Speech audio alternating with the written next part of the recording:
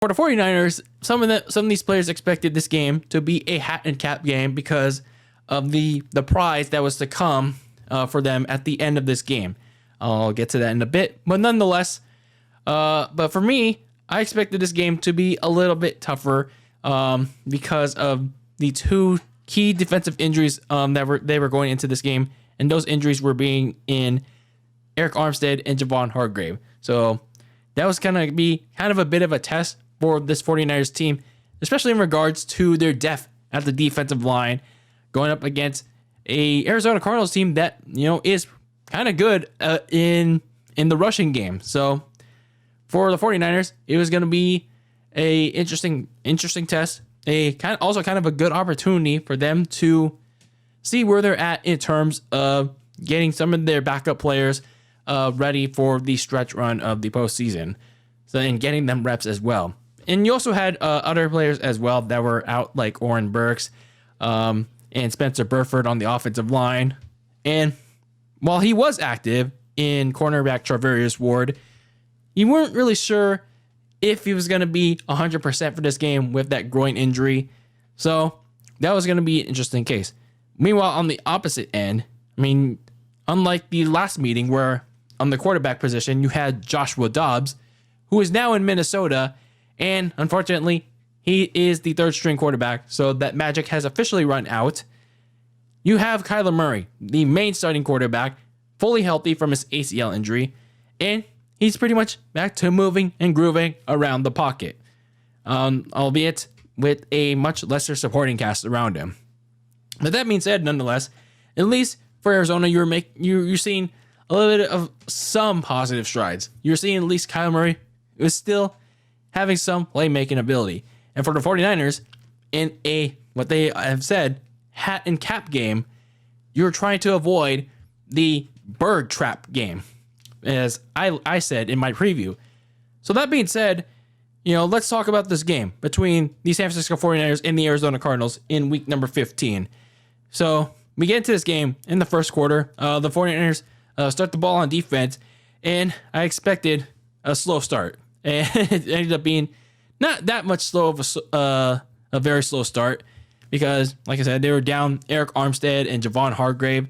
So interior pressure was going to be hard. The running defense was not going to be as strong as if, Armstead and Hargrave were there because, they're kind of like that middle portion of a big wall, a strong intact wall that's, kind of there.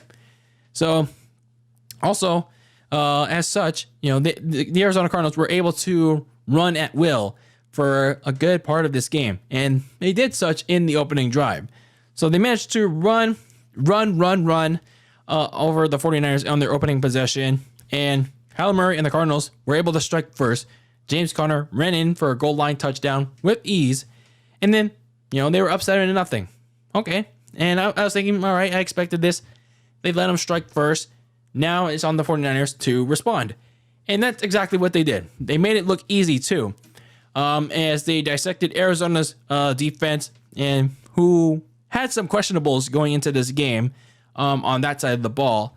But nonetheless, it's kind of clear and evident that, Arizona's defense has some interesting issues at their end. But nonetheless, the 49ers attacked Arizona's defense with their balanced attack with Christian McCaffrey and Purdy's big playability.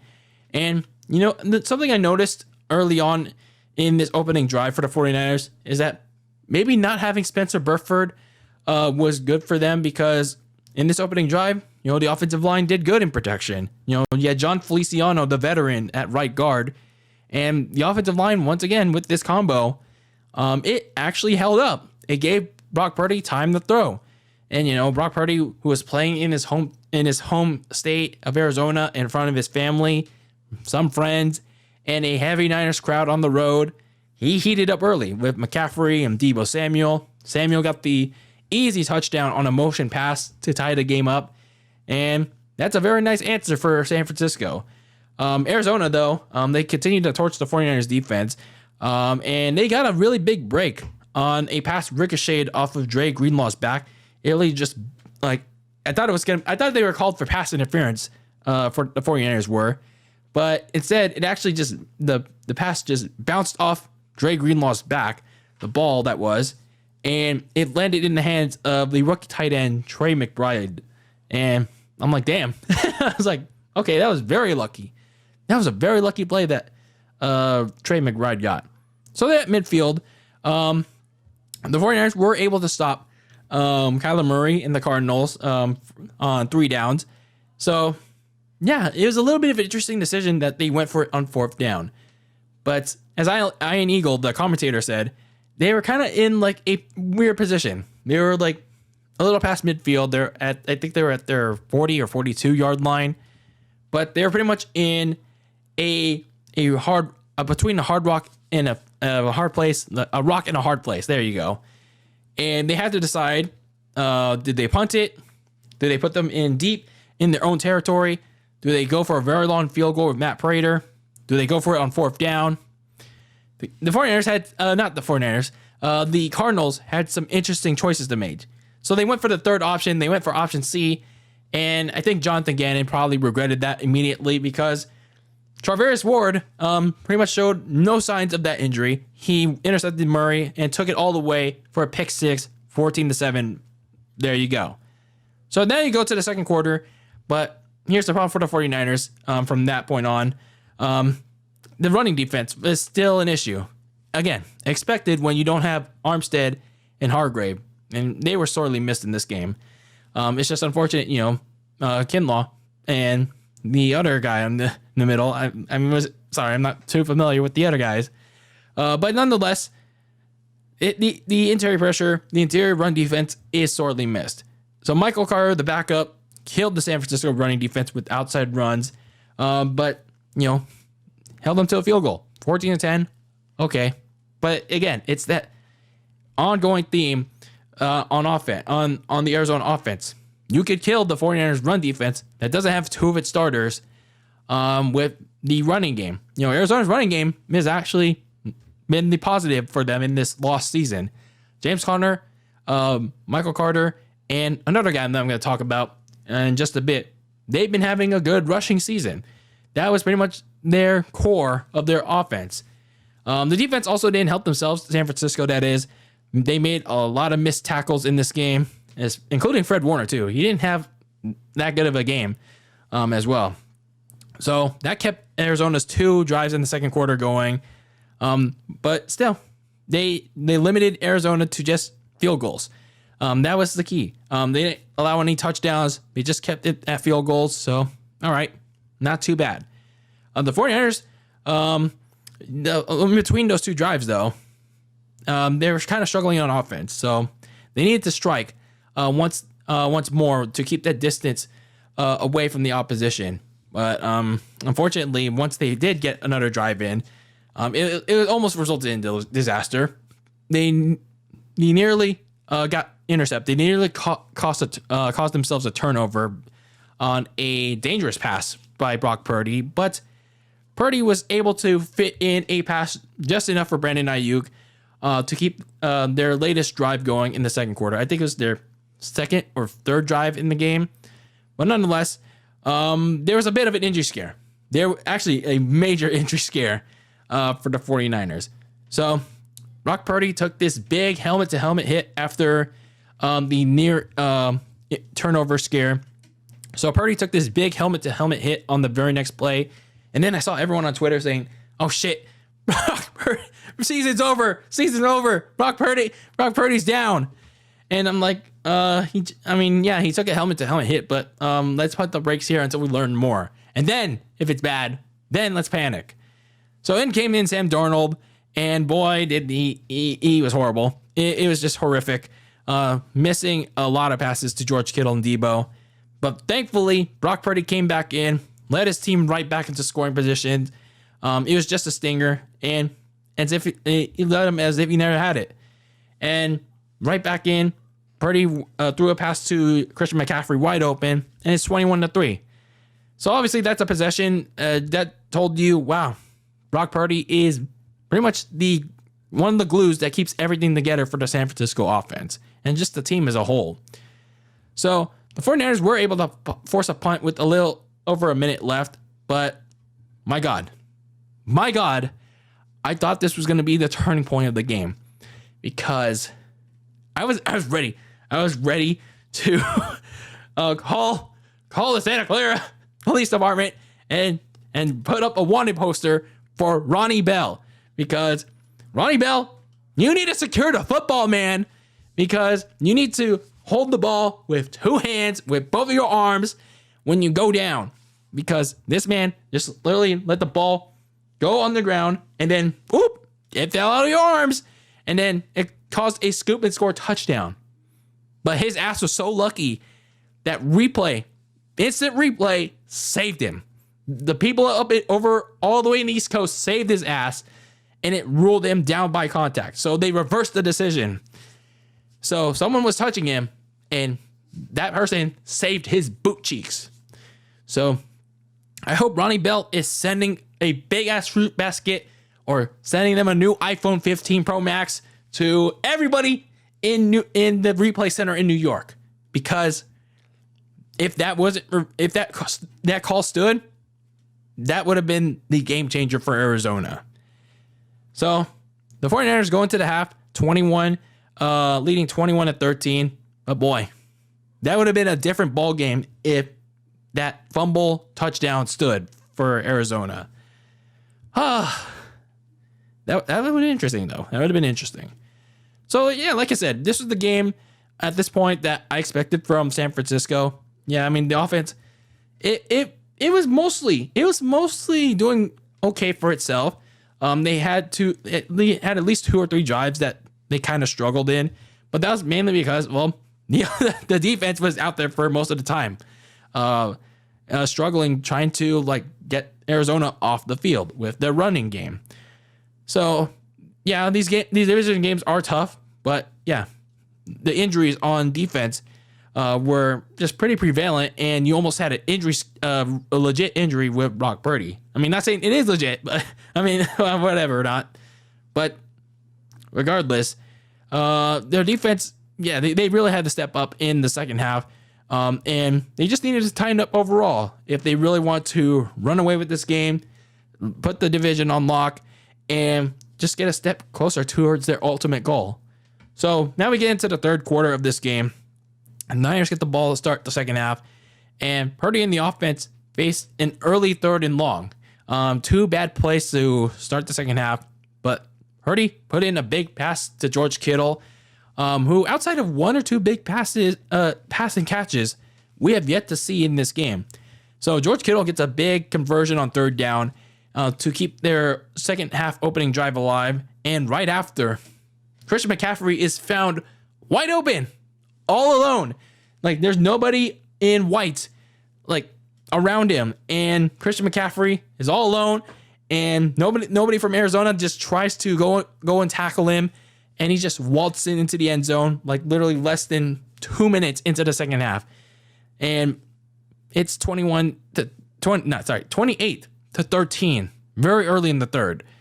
Like, Arizona practically missed again on their assignment. This is like the second touchdown, or if not all their touchdowns that they caused because they missed defensively on their assignment. So things got a bit worse for Arizona to start the second half because they themselves had an injury scare of their own. Kyler Murray went down with what looked like an initial groin injury, but he managed to come back in the game after the first play of their second opening drive. And then the offense botches a jet sweep. So that was a very bad opening possession for Arizona to start the second half. But obviously the bigger concern was Kyler Murray because, he did all of this to come back from the ACL tear. He's been playing pretty good for where they were at that point. But you didn't want to see him go down. You didn't want to see him go down with any kind of injury. But fortunately, he was able to come back in from the Arizona perspective. So James Conner in the top 10, yes, they were saying there was a statistic saying they were a top 10 rushing attack, but damn, they were certainly playing like it. The top 10 rushing attack of James Conner and the Cardinals running game, they were keeping Arizona alive. Connor gets this big run to get his team into the red zone. But again, the 49ers defense holds. They hold them to a field goal. So it's, 28-19, or if I get my math right. 28 to 16. Correct me on that. But then prior to that field goal, I'm not sure why Randy Gregory was doing this, but he stupidly pushes an offensive lineman. Then, because he was that unaware, Nick Bosa suffers the impact. I mean, I'm not saying it's Nick Bosa's fault, because this is Randy Gregory's fault. He pushes this offensive lineman, and then the offensive lineman falls onto Nick Bosa's leg. And my God, Randy Gregory is very lucky that the police department, they put up a wanted sign for Randy Gregory's ass too, because Nick Bosa was very fortunate that he didn't suffer a worse injury for Randy Gregory's stupidity. So Nick Bosa was back out on the field. Very fortunate that nothing happened there. So the Niners were once again on offense, and the concern of the running defense, yes, it was a concern. The offense, though, was not a concern, because Purdy's big playability, Christian McCaffrey picking through holes in that Cardinals run defense, which was also sketch, still on display. The Niners were once again able to find pay dirt via Dr. CMC to up the score even further, 35-16. And now, despite, the issues with the running defense and just, some other issues prevalent in their defense in this game, it's starting to become, a runaway game for San Francisco. And yeah, there was another case of where the Niners did miss Eric Armstead and Javon Hargrave early in the fourth, where you even had a random running back where we didn't even know he was on the team. Like, he didn't play, I don't even know if he played in the week 4 game in Santa Clara. So you had a backup running back by the name of Imari DeMarcado. He was gifted a big gift, a big hole from his offensive line, and he took a midfield run to the house. So he cuts the deficit 35-22. They fail on the 2-point conversion. And yeah, okay. I mean, it's like a 13-point game now. But once again, the offense always has an answer. Purdy throws a nicely placed ball into Deebo Samuel. They march right back into the red zone. Deebo gets the touchdown pass. And I thought that pass was going to be out of bounds when Antonio Hamilton pushed him out. But no, Deebo actually fits the ball in. Purdy gets it placed nicely. And the score becomes 42-22. So that pretty much sealed the game there. I know the Cardinals eventually scored yet again, but the Niners pretty much wrapped up the division. The 49ers did what they needed to do, get the NFC West in a 45-29 runaway game. So, yeah, this is pretty much the game I expected for San Francisco. Like I said, the defense was going to struggle some because of the injuries in the defensive line. And, yeah, there's kind of that big issue with the 49ers pass rush, is that if you don't get any pressure, that secondary is going to have some trouble. But especially if some of your starters in the defensive line are out, your running defense is going to struggle against opposing running backs, especially those that are good. So, at least for some part, they limited Arizona to field goals, which was good, especially after the opening drive touchdown. It was pretty much just field goal, and then it was pretty much, they did get another touchdown, but that was pretty much when the game was out of reach. So, yeah, hopefully this kind of thing doesn't happen again, especially in that big game next week against the Ravens, because, yeah, they're definitely going to need Eric Armstead and Javon Hargrave in that game. Hopefully they'll be healthy enough to go, because it's going to be even more difficult to stop the rushing attack of Justice Hill, Gus Edwards, Lamar Jackson, and if he's healthy, because he got injured in that game, Keen Mitchell. So that's going to be even tougher out, rushing wise. And then the offense, They pretty much needed to step up, and well, they answered the call to just about everything the Cardinals threw at them. So yeah, like I said, definitely a game that was needed with the front seven that struggled to generate any pressure. But this game also showed just how much Brock Purdy is the MVP to this team, because just look back at that one point where he had to briefly lead the game, get evaluated for what I thought was a concussion, but they mentioned that, it was just a stinger to his shoulder.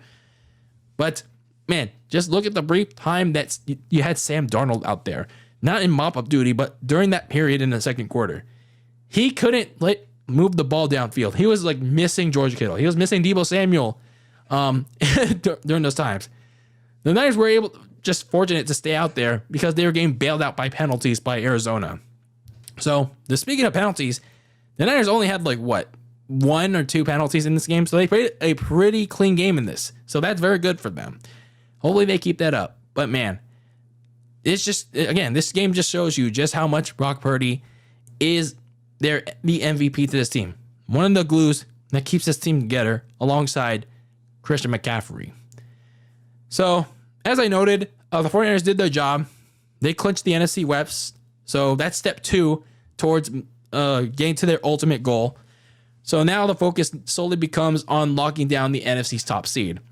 So to do that, they have to keep doing their business. They got to win their final 3 games, all of them. So 2 of those 3 games are not going to come easy. Next week you have the Baltimore Ravens on Christmas, and now you have a Rams team that's in pole position for the 6th or 7th seed in the NFC playoffs. So the Rams certainly have something to play for now. So that week 18 matchup, not to look well ahead, it certainly looks important now. So now let's look a little bit ahead to next week's matchup against the Baltimore Ravens. A big Christmas night game that's certainly gonna stress me the heck out as I try to maybe open some gifts, do some Secret Santa stuff while trying to watch this game with some family. Oh boy, oh boy. But anyway, the Niners have a big Christmas night showdown against the AFC's best team in the Baltimore Ravens. So the Ravens recently claimed their postseason ticket, the first one in that conference, in a win against the all-elite Jacksonville Jaguars this past weekend. But yeah, just like I said, the Ravens do have something to fight for as well, and something bigger than just a playoff spot. They're also competing for a number 1 seed as well.